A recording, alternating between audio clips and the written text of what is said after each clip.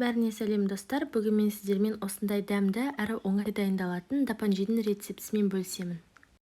Ең алдымен бізге тауықтың еті қажет болады, оның мөлшерін өздеріңіз үйдегі адам санына қарай аласыздар. Алдымен тауықтың етін жуып, тазалап алып, оны орташа бөліктерге бөліп, турап қоятын боламыз. Сонымен қатар бізге орташа 4-5 картоп, 1 болгарский перец және де пияз қажет болады. Алдын ала қызып тұрған майымызға 1 шай қасық тұзды қосамыз. Тұзды қосуымыздың себебі қазір майға ет салған кезде майымыз шашырамайтын болады. Одан соң біраз қасық қант саламыз, сол кезде біздің тауығымыз әдемі қызарып пісетін болады.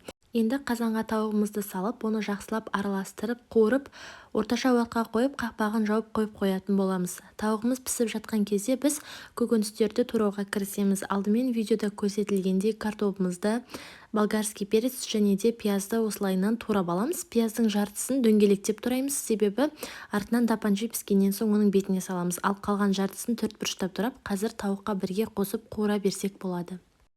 Міне тауығымыз біздің 10-15 минуттай отта тұрды. Енді осының үстіне біз өзіміздің туралған картопымызды салып, оның үстіне дәміне қарай соевый соус, томатная пастаны салып, жақсылап араластыратын боламыз.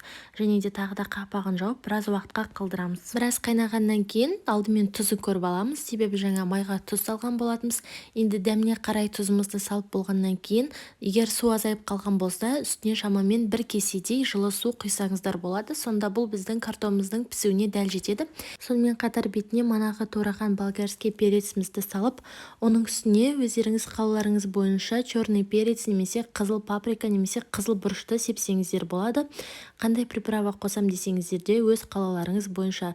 Сонымен қатар бұның үстіне тағы да имбирді қосатын болсаңыздар, дәмі де иісі де әдемі болып шығады.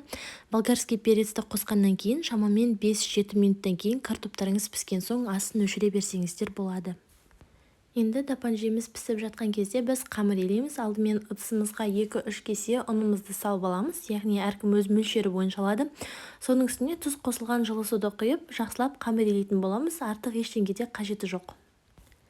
Енді қолымызға біраз май жағып аламыз да қамырымызды созуға кірісеміз. Негізі 5 бармақтың қамыры секілді оқтаумен жайып алып кесіп салсаңыздар да болады. Бізге осындай ұзыншақ қамыр түрі ұнағандықтан дәл осылай ұзыншақ қылдырып кестік. Әркім өз қалау бойынша істеуіне болады. Енді осыны кесіп турап аламыз да қайнап тұрған ыстық суымызға шамамен 5-7 минуттай қайнатып аламыз. 5-7 минут өткеннен кейін қамырымызды бірден суық суға салып алуымыз керек, себебі қамырымыз езіліп кетуі мүмкін. Мінекей біздің дапанжиіміз дайын болды. Дапанжиді біздің үйде үлкендер ғана емес, балалар да сүйіп жейді. Сондықтан да сіздер де міндетті түрде дайындап көріңіздер. Сіздерге ұнайды деген сенімдеміз. Назарларыңызға рахмет.